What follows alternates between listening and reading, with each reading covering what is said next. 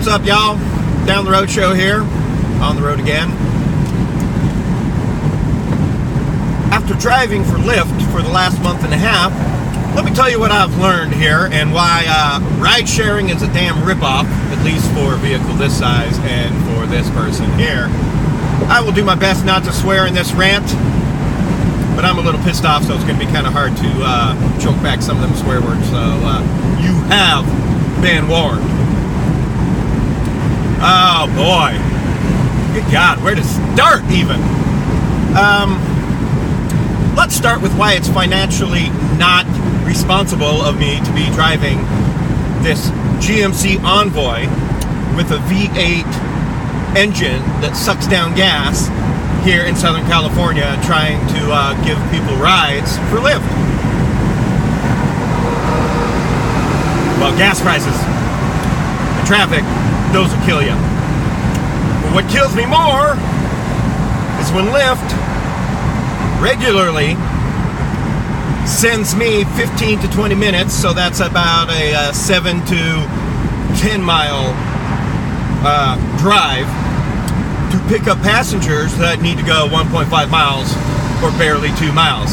So my drives to pick up passengers versus the distance they're going are already screwing me, because I'm already going through more gas and more time to get to my passengers than I am spending with passengers in my car to actually make money, because that's how ride sharing works. If there's nobody in the back seat or over here on the side, I am making money. So, and as much as I've had some great conversations and I've really enjoyed myself for the most part, I'm doing this to make money. And I have not. So in about a month and a half, if you take all of my good days where I actually make money, maybe I've made about a week's worth of actually being able to pay my bills. The rest, no, I have not been able to pay my bills. So there you go. So for those of you wondering, there you go. Other issue, especially with being a plus-size vehicle, I have found out that there's not a lot of plus-size Lyft drivers out on the road. Uber is older, there's more drivers out there, and there's more XL-sized vehicles on the road for Uber, because they got that business class thing going on. I don't know if Lyft has that, whether I qualified or not, I don't know. I do know GMC, if you wanted to start remaking the Envoy, I could have sold about 20 of these for you in the last week and a half, because people love the way this car drives. I don't blame them. This is one of the smoothest riding SUVs I've ever been in or owned. It has saved my life on many occasions, thanks to the way it handles and its safety, not thanks to Southern California drivers. However, yes, they love the leather. It's roomy for its size and it's not overly boxy. So there you go, GMC. 2005. I really love this truck. So, voila. But I get lots of plus size, you know, I get paid more for plus size rides. So anyone looking for that has more than 4 passengers or has lots of luggage and needs a bigger vehicle, they have to order a plus size ride. Sometimes they get me. A lot of times there's not a lot of other options out there. Here's how I found that out. I was working in Santa Monica. Well, not working in Santa Monica. I had picked up someone who went to Santa Monica, and I dropped them off in Santa Monica. While I was in Santa Monica, my next ride was not a plus-size ride. It was a regular ride, but they were in the Palisades, I believe. I don't know, somewhere up by Malibu, rich area, nice rich area. So this his first name was Cody. I still remember that. This was several weeks ago too, but Cody, I mean, the thing does this little thing, and I'm like, okay, accept ride. I'm 23 minutes away. Cody sees that I'm 23 minutes away and obviously doesn't have that kind of patience to wait for me to come get him. So he cancels the ride on me. All right, no biggie. Bling, bling. App tells me I get another ride. Oh, it's Cody again. So I accept the ride. 23 minutes to get to Cody. Cody cancels the ride. Like, poor Cody. About 30 seconds later, bing, bing. There's my app telling me, oh, look, it's Cody again. Hi, Cody. Guess who's not getting a ride from me? Cody. Because now I canceled the ride because he already canceled on me twice. Why am I going to accept for a third time, right? Logical. Makes perfect sense to me. May not make sense to some of you out there, but then we may as well call you Cody. Cancel. Message pops up. First time I've ever gotten this message from Lyft and on my Lyft app. Please don't cancel rides. You are the only driver we have in this area. So not only am I the only plus size vehicle, I'm the only driver they had in Santa Monica. Period. So, Cody, that's why you never got a ride. That's what you get for being a patient jackass. So, boom, boom, boom. Bing, bing, bing. App goes off. Next ride. Plus size ride. I'm like, sweet. 15 minutes away. But apparently, they didn't have 15 minutes to wait for a ride. So they canceled that ride on me. Bing, bing, bing. Pops up another ride. Not Cody. Not the plus. Wonderful lady with her 3 daughters. I accepted the ride, which leads me to passengers. Now, I know it can be difficult to get a driver to find you at times, but because now I know some of these drivers are old, they can't follow maps, they can't follow Waze, they can't use their app, and some of them are just kind of, and then you got lots of drivers who are not from this area and are from other countries and have a language barrier. So, I understand it's an issue. It's an issue. But if you're calling me while I'm on my way to pick you up, I can't see what's going on my app anymore because now you've called me and now I'm busy talking to you. So at that point, I'm always as cordial as possible, but I need to get people off the phone so I can find them, so I can see where they are on the maps. Because Google Maps, which sucks, will put me a block away or across the street. Whereas in the little dot on the Lyft app is usually pretty accurate on where y'all left it. However, the GPS on your phone is even more accurate. It tells me where you are in the actual building. So I can hunt you guys down according to where you are in the building, parking lot, or street corner on the Lyft app. It's extremely accurate. That's probably the best compliment I'm about to give Lyft in this entire rant. So, if y'all hold still, the chances of your Lyft driver finding you are that much better. Now, you can make it easier and more convenient on your Lyft driver too. For those of you in Venice, Santa Monica, LA, any kind of city or area that has one-way streets, we're gonna have to loop around. We have to maneuver the one-way streets to get to whatever street corner you are standing on. Now, if you're moving around and going from street corner to street corner to make it easier on us, you're not actually making it easier on us. You're making it harder on yourself and us, and it's going to take us longer to pick you up. It happens all the time. If you are in Los Angeles and those busy streets, you need to find a corner where we can actually stop and pick you up. Not everybody's driving a little Toyota Prius where they can stop and fit on just a 2-inch damn square, and those assholes pull over anywhere illegally because they're some of the worst drivers on the fucking planet. You goddamn Toyota Prius Uber drivers. I hate you. You guys are the bane of my existence. And holy crap, Toyota, how many of those did you sell and put on the road? Time to recall all of them, just for crappy driving. Anyway, but not everybody has a small car. So you know what? Find a place where your driver can actually pull over to conveniently pick you up. Because if there's not a good area to pick you up, and I've circled the block 2-3 times, I'm not circling it a fourth. That ride's getting canceled because there's plenty of people out there who are not going to make it a pain in the butt for me. And guess what? Not everybody who Ride shares as a driver does it full time and does it because they need the money. They do it for the convenience because it's a part-time job and they need the extra money. Convenience. Just like you use the app because you don't want to drive because it's convenient for you. Imagine how that works. So, little two-way street there. See what I did? Make it convenient on us. We'll make it convenient on you. You'll get less rides canceled on you. Also getting rides canceled on you. Here's what I have learned. This is what a lot of Uber and Lyft drivers do. So, here's why those Lyfts are getting canceled on you as they're getting right up to your house. The longer the ride, the more chances we have to make good money off of it. Okay? So, now I prefer the longer rides. Don't mind them whatsoever. A lot of drivers do prefer the longer rides because that's where your money is versus how much gas and time you're spending in the car.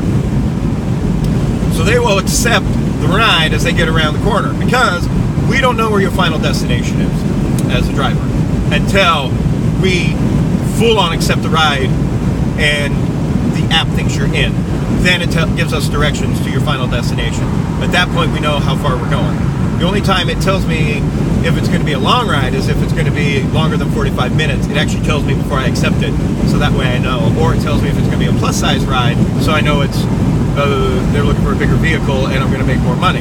Even though Lyft, I've accepted several of those, and then Lyft changes it on me and gives me a fucking short-ass ride with one damn person on it, only going 1.5 miles, that I got to drive 20 minutes to. Fuck you, Lyft. Anyway. Where was I?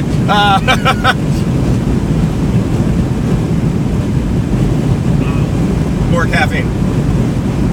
So yes, they will accept those rides to see where they're going. So the people that like the long rides, if it's a long ride, they're going to accept it, they're going to keep it. If not, they're going to cancel that ride on you, and that's why you get canceled on you.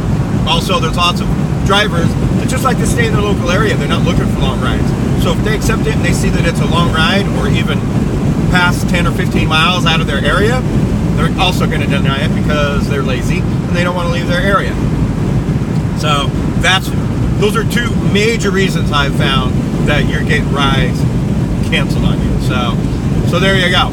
So, as someone who rarely cancels on rides and shows up all the time as the third person, they're constantly calling me like, please don't cancel on me. Like, look, that's why the previous two riders canceled on you. And that's why it makes me so happy when I show up in Long Beach, even though Lyft made me go from Huntington Beach 12 miles in the opposite direction I was going. I got to pick up a Vietnam vet who needed a plus-size vehicle for his walker to throw in the back because he was only going 1.2 miles to the VA hospital in Signal Hill. But he had several drivers cancel on him because they wasn't going far enough. And luckily I got there, and I gotta thank you for your service, sir. Give him a ride so he could go get checked out by the doctors. So, it's a service industry. That's why we do it, besides the money. So there's a lot of people out there that shouldn't be doing this. They have no service skills, nor do they care. Which brings me to another point. I tell passengers in here all the time, you got a creepy driver, report them. Everything's on your guys' side as a passenger. We don't know who's reporting us for good messages or bad messages. Okay, well, I do. I get lots of really good messages, and I can tell who they were by the message they left for me, by the conversation we had during the drive. So, but other than that, like if you're reporting someone, it's anonymous. We don't know who did it, and those reports usually come to us once a week anyway. So, like after a week full of driving, there's no telling who is reporting us for being a jackass. So please report those creepy drivers or those horrible drivers. Get them off the road. They don't deserve to be doing this. Yes, I understand it's a job and you don't want people to lose their money, but some people probably shouldn't be doing this. Some of you might be scared for your own safety, but at the same time, like going back through your maps to try to find someone in GPS, like you got to be one committed psycho to actually do that. So chances are you're good. So please report those shitty drivers and those creepers, because we know they're out there. You know they're out there. You've had some of them. Unlike speaking of shitty customers, spoiled customers, well, it doesn't rain in Southern California very often, right? So it's been raining off and on like every other day for the last week here in Southern California. Back to, I don't make any money doing this. I barely make my gas back, okay? So since it's been raining, my car's been a little dirty on the outside. And I'm not going through the car wash to wash it daily or after every rain when it's showering off and on. But I got a couple 4 stars and reports that my car wasn't the cleanest thing on the planet from people. You spoiled fucks. Really? Really? You want me to go wash this after every stop and every drive? Is that what you guys actually expect from us? Because if so, no. Suck it. And, oh, there's some sand on the floorboard and a little bit of dirt. Very little bit. It's also spring break. All the college kids are home. Guess who picks up people from the beach all the time? While it's been raining. And doesn't have time to stop and clean the car and vacuum in between every ride because you want it perfectly clean for your ride. Not gonna do it. So, yeah. Don't give a crap about those 4 stars in the cleanliness because everyone else has been remarking on the fact on how good this car is being held up on the inside for being a 2005. Because it's 2018 right now, so it's actually in pretty good shape on the interior. Now, to the fucking douchebag earlier this week that reported me for being a drunk driver while driving on Lyft. Nothing could be more false. GMC Envoy here, 2005, comes with some automatic air shocks in the rear. So they inflate when you start the car and it rises up. So it has a resting position that's lower. Well, they're kind of old shocks, and I think the one on the back left is leaking, especially when I'm out driving all day long for hours on end. So the other day, I picked up a passenger in Santa Ana. Now I pick up this guy, and he's calling me, "Where are you? What are you doing?" Immediately, total douchebag. From the second I pick up the phone. Like, I'm right around the corner to come get you. Why, I don't see you moving? Well, yeah, it's because I'm at a fucking red light. Of course I'm not moving. Well, you could have come straight. Actually, no, I couldn't, sir. There were... But anyway, I'll be there in just a second. Light turns green, I start moving. He's like, "Oh, I see you moving, okay." And he hangs up on me. I'm like, what the hell? So I get there, and he jumps in the passenger seat. Most riders don't ride in the passenger seat. A lot of drivers hate it. I don't mind. I'm a conversationalist, so I like someone sitting up in the passenger seat. That usually means they're friendly and a good person. This guy was not. Gets in, he's like, "I don't know why you just didn't come straight. I don't know why I was trying to take you. It took you way out of the way to come get me." I'm like, "Well, because there were barriers in my way besides the traffic in my way, sir, so I couldn't actually come straight." "There's nothing in your way. I know what's over there." Okay, so now I'm a fucking liar, right? Right? Okay. Anyway, I don't like being called a liar. Especially when I'm doing you a favor, bro. Maybe getting paid for it. Not well, but that being said. So, I start taking off, and the guy's a douche. And as I'm driving, I'm like noticing every time we hit a pothole or we go over a speed bump, like my car's just handling funky. Like there's something off. Like I know this vehicle very well in the way it handles.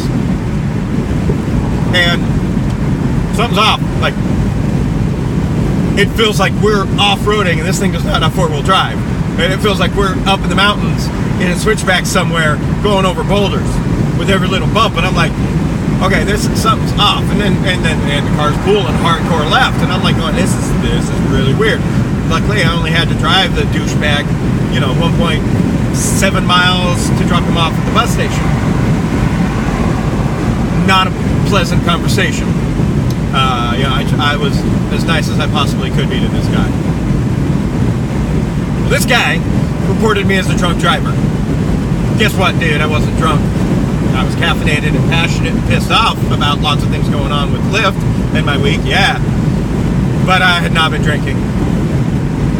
And my car was not handling well because of what was going on with that shock.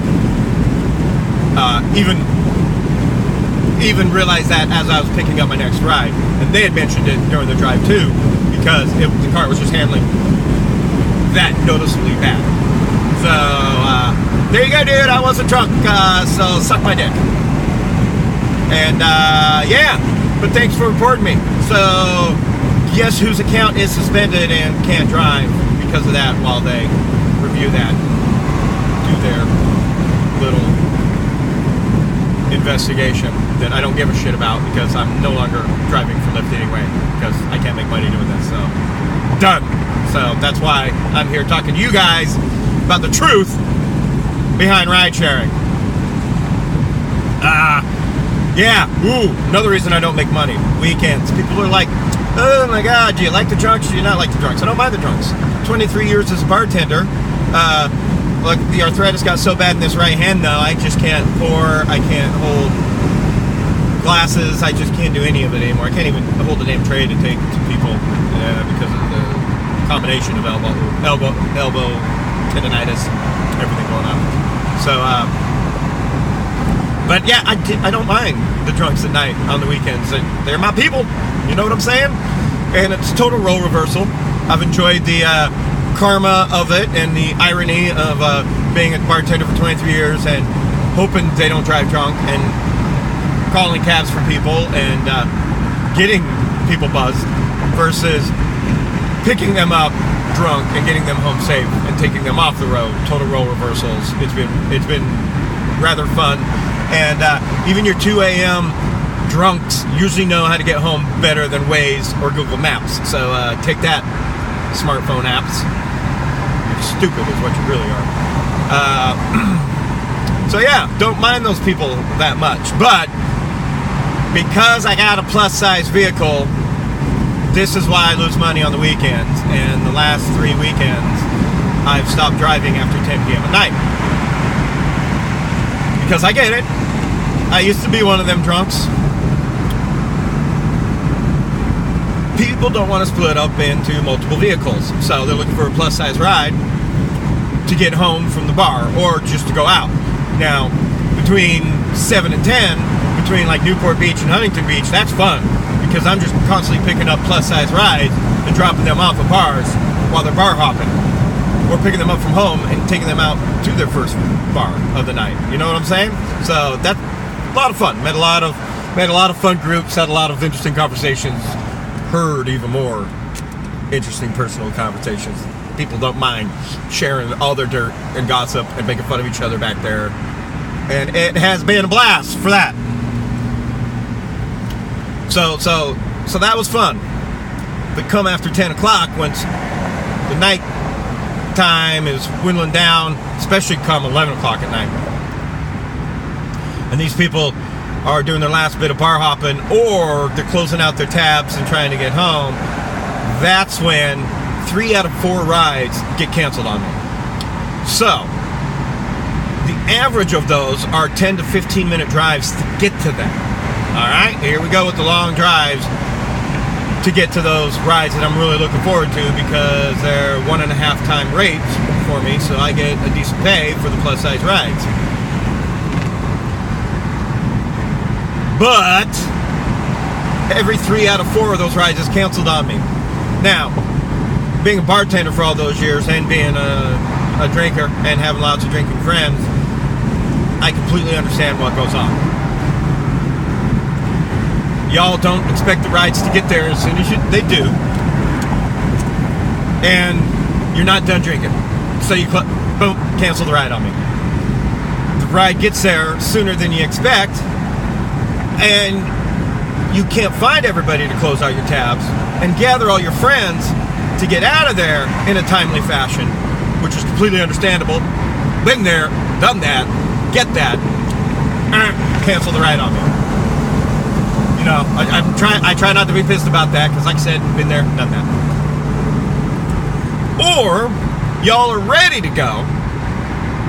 Notice that it's a 15-minute drive. 10 minutes into the drive, you've gotten too impatient and cancel the ride on me, because at that point it's only like a $5 charge, and you don't give a shit because you guys are splitting the cost. So bam, bam, get canceled on me. Understand it. You're drunk, you're ready to get out of there, you're looking for a ride. But once again, back to what I was talking about before, I'm one of the few plus-size Lyft drivers out there on the road. So some of you may not have got a ride from Lyft and had to go to Uber. And I know a lot of you have been telling me you prefer Lyft over Uber.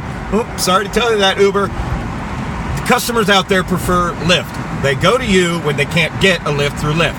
So they get a Lyft through Uber, because they say your drivers are crappier and those cars are worse. So, and why drivers have trash and stuff in their car is beyond me. You got a messy car and you're picking up people to give them rides. What is the point of that? And the driver who had a stoned friend passed out in their passenger seat all day driving around people, what is up with that? The driver who took off on a passenger before they were in and dragged them for a block and a half and said, oops, that's the third time this week, you cracked out fuck. What is up with that, and why are these people still on the road? Holy crap. Yeah, I get way caffeinated every single day, so yeah. But I'm not out there driving on drugs or drinking. Keep that for home, or in the bar, or with my friends, or don't do it at all. Whatever. You know what I'm saying? Safety. So I'm responsible for the lives in this vehicle, and some of y'all don't seem to care about that, whether you're in a different vehicle or you have people in your vehicle. It's hello. All lives in vehicles matter. Whether you got a baby on board or a puppy, doesn't matter. Stop driving like assholes. Anyway, so yeah, so that's another way I lose money on those cancellations late at night. So all you drunks out there that are canceling because you think you're going to get a quicker ride, you may not be getting a ride at all. You may not be getting a quicker ride. You know, a little bit of patience. It's a hard thing to say late at night when you've been out bouncing around and drinking. And the girl I had in here who was just being a total mean girl to me because she ran into her ex at the bar and was hammered, and that put her in a bad mood. Don't fault you for that. Your friends were very sweet about it. You were just literally a couple blocks away from your home, so I was happy to get you home. Been there, done that. Had run-ins with the ex you don't want to see, so I get there. I'm an emotional being myself, so in case you can't tell from this video. So yeah, so let's see. Street corners, stand somewhere convenient so they can pick you up. You know, texts are good. Texting your driver to let them know what you're wearing or where you're standing to make it easier for them to find you, that is great. I love it when people text me. That is cool. Not complaining about that at all. So that's a quick little look when I'm at a stoplight. Oh, okay. She has an orange bag on her shoulder at the airport full of people. That was extremely helpful from that lady. Those of you who have a photo and it's not you, not helpful. You do have a photo if it's you and other people, great, very helpful. But if you don't have a photo and you're in a crowd, we don't know who we're looking for. I mean, that's why there's a photo of us, so you know who you're looking for. And read that license plate to make sure you're getting in this right car, because there's a lot of Toyota Priuses out there. So it's very easy to get in the wrong vehicle. So look at the name, ask the name of the driver, look at that license plate, make sure you're getting in the right vehicle. Be safe, double check all that stuff, because your safety is very important, because there's some scumbags out there, and then there's just some shitty drivers in general. So, you know, keep that in mind. And look after number one, you being number one. Yeah. So, man, I had about a million other points, but it's been I'm driving up to Long Beach to pick up my niece. and my nephew from their anniversary cruise, and she just called, so that means they probably have their luggage and are wondering where I am. So on that note, yeah, Lyft, you can suck it. With everything going on with your server, dropping off a ride. Oh, God, it itchy nose. Part of fibromyalgia for my TMJ. That's a lot of fun. But your server going down all week screwed me. Dropping off customer, and then it's saying, "Oh, we're having server errors." It takes 45 minutes for the server to calculate my last ride. So that means that's like an hour of downtime where I can't get another ride, where I'm not making money. Time is money. Or the other server error, that happened several times. The other server error where I showed up for a ride, and the guy brought me over the phone and said, "Oh, well, it says here that I have another driver," who pulled up right behind me. Homeboy got 2 rides. Or the very next day, the guy who called me, very pissed off, who was letting me know that he'd been trying to cancel his Lyft ride for an hour now, and I was the 3rd driver to show up. And so I told him, "Look, I'll cancel on my end." I don't know, which messes up my acceptance rating, which is a bunch of bullshit. And so I did that on my end. Don't know if that helped or not, but I heard from several people this week that kind of issue was going on. So, you know, the Lyft app and the Lyft people has cost me a lot of money and made it impossible for me to make money this week.